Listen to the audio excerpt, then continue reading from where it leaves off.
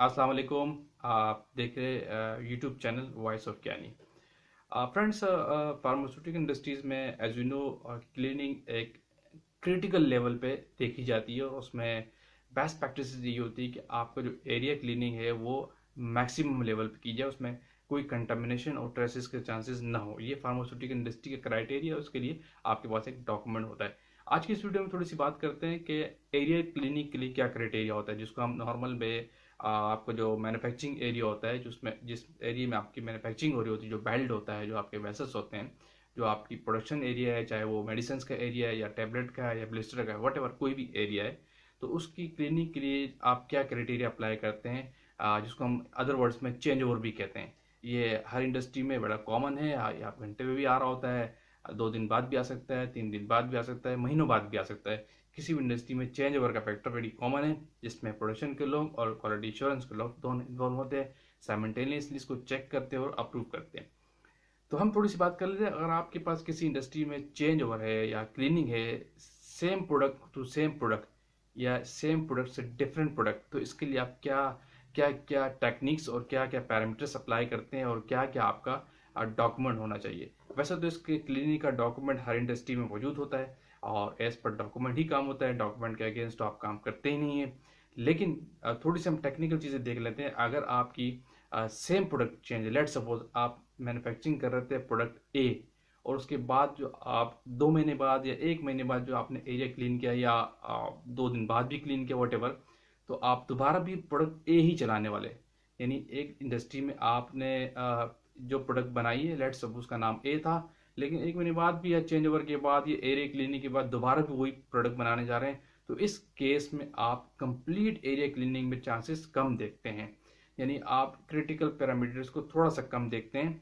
लेकिन अगर आप किसी इंडस्ट्री में क्लीनिंग एरिया के अंदर प्रोडक्ट ए बनाई है, लेकिन आप प्रोडक्ट बी बनाने जा रहे हैं, यानी बिल्कुल डिफरेंट प्रोडक्ट बनाने जा रहे हैं, तो फिर आप वेरी स्ट्रिक्टली और कंप्लीट क्लीनिंग आप देखते हैं।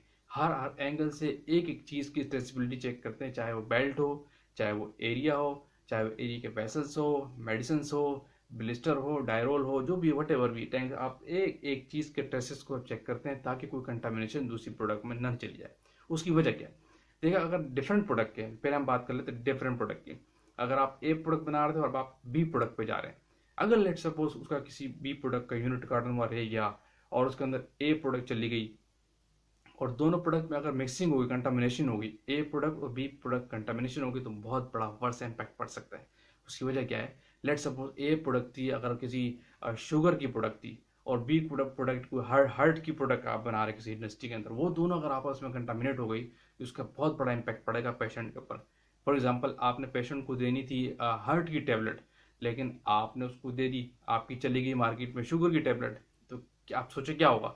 किसी हार्ट पेशेंट को अगर नीड है हार्ट की मेडिसिन और उसको दे दी जाए शुगर की मेडिसिन, तो डेफिनेटली इसके उसके कैजुअलिटी के चांसेस बढ़ जाएंगे, डेथ भी हो सकती है, कुछ भी साइड इफेक्ट्स होते हैं, बड़े वर्स इम्पैक्ट आ सकता है। बजाय उसके जो उसका पहले का जो उसके प्रॉब्लम्स है उसको ठीक होने के बजाय कोई दूसरी प्रॉब्लम के साथ क्रिएट हो सकती है।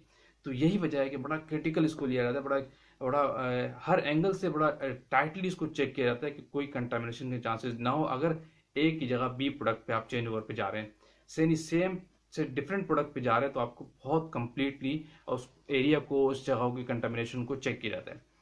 ठीक, ये है बड़ा क्रिटिकल रोल। अगर आप किसी एरिया में क्लीनिंग करते हैं, अगर ए टू बी प्रोडक्ट में जा रहे हैं या बी टू ए प्रोडक्ट में आ रहे हैं, तो आपको बहुत क्रिटिकली सारी चीज़ों को चेक करना होता है। कोई ट्रेसेस बिल्कुल भी वहाँ मौजूद नहीं होनी चाहिए। फिर अगर दूसरा, अगर आप देखते हैं कि सेम प्रोडक्ट है, तो सेम प्रोडक्ट में उस लिहाज से वो चेंजिंग और नहीं होती। आप पैरामीटर कम करके चेक कर सकते हैं, क्योंकि उसमें कंटामिनेशन सेम प्रोडक्ट की होती है। लेकिन इस केस में भी अगर आप और थोड़ा से लूजली चीज़ें लेते हैं, तो इसका भी इम्पैक्ट आ सकता है। वो होता है एक्सपायरी के एंड से। अगर आपका लंबा चेंज ओवर है, कुछ ज़्यादा है, कुछ महीने बाद चेंज कर रहे हैं, तो आपकी एक्सपायरी सेम प्रोडक्ट की चेंज हो सकती है। कोई मंथ का चेंज अगर आपके पास आ गया, किसी बहुत टाइम के बाद, अगर महीने में आप चेंज कर रहे हैं, महीने बाद की शेड्यूल के बाद आप शेड्यूल आपका चेंज हो जाए, तो अगर आपने वो चीज़ न दी, तो यूनिट कार्टन में आपकी एक्सपायरी के चांसेस का इफेक्ट आ सकता है। क्योंकि वो जो पहले आपने ए प्रोडक्ट बनाई हुई, दोबारा फिर ए प्रोडक्ट पे भी जा रहे हैं, लेकिन उनमें एक्सपायरी और डेज का फ़र्क आएगा। तो इसलिए वो प्रोडक्ट होनी एक्सपायर थी 2 महीने पहले, लेकिन आपने चली गई उसके अंदर, तो 2 महीने बाद और लॉन्ग उसको यूज़ कर लेंगे, जबकि वो उस वक्त 2 महीने के बाद तक एक्सपायर हो चुकी होगी। इसलिए सेम प्रोडक्ट के केस में भी ना आप ये इफेक्ट आ सकता है कि अगर कंटामिनेशन होती है प्रोडक्ट ए का, दोबारा अगेन प्रोडक्ट ए पे, दोनों में एक्सपायरी का डिफरेंस आ सकता है अगर आप 2 महीने बाद बना रहे हैं या 1 महीने बाद बना रहे हैं। इसलिए दोनों केस में बेहतर ये है कि आप क्लीनिंग अच्छी रखें, कंटामिनेशन के चांसेस ना हो। आप अगर दूसरे केस में भी, या जो ए वाला केस है आपका सेम प्रोडक्ट का केस पे भी, उसमें भी अगर कंप्लीट आप चेंजिंग करते हैं तो अच्छा है, लेकिन कॉस्टिंग इफेक्ट है, फिर कंपनी की कॉस्ट है, इफेक्ट है, डेफिनेटली ज़ाहिर फैक्टर सामने आते हैं कि टाइम लगता है कंप्लीट चेंजिंग में, 4 घंटे 5 घंटे भी लग जाते हैं, बड़े चेंज ओवर पे आपको पता है 6-6 घंटे भी लग जाते हैं। तो छोटी चीज़ें पैरामीटर में वो चीज़ें जल्दी हो जाती है, अगर सेम प्रोडक्ट है तो आधे घंटे में हो जाता है, 1 घंटे में हो जाता है। इसलिए ये फैक्ट्री के कॉस्ट इफेक्ट इसके ऊपर आता है। तो इसलिए हर जगह पे कंप्लीट नहीं भी कर सकते सेम प्रोडक्ट में, आप रिड्यूस फैक्टर को देखते हुए भी आप क्लीनिंग का फैक्टर देख सकते हैं। तो फ्रेंड्स ये है एरिया क्लीनिंग के हवाले से। अगर आपकी सेम प्रोडक्ट हो तो क्या किस तरह आपको लेके चलना होता है, और आपकी डिफरेंट प्रोडक्ट का चेंज ओवर आ रहा है तो आपको कौन कौन से पैरामीटर देखने। पैरामीटर के तो खैर डॉक्यूमेंट आपके पास मौजूद होता है, लेकिन आप देखते बड़ी टाइटली हैं अगर डिफरेंट प्रोडक्ट हैं, ताकि कोई कंटामिनेशन के चांसेस ना हो। और कंटामिनेशन चांसेस होते हैं तो उसका बड़ा वर्स इम्पैक्ट आता है पेशेंट के ऊपर। तो वीडियो को एंड करते हैं, फिर किसी और टेक्निकल बात के साथ आते हैं। Thank you for watching. अल्लाह हाफिज़।